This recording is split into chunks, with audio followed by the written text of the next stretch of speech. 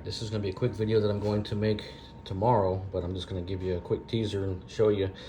This is going to be the Raspberry Pi 5. Here's the SD card, the power supply, MMDVM board. So it's going to be a Raspberry Pi 5 hotspot.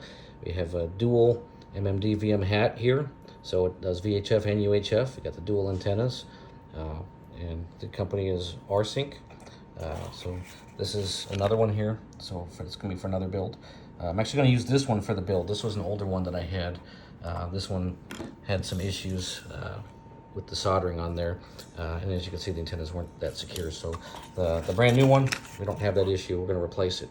So completely disassembled, and we're going to burn a new card with Pi-Star 4.2.1, latest version, latest stable version. 4.3 is the current beta version that's out, and I hope that you guys will enjoy.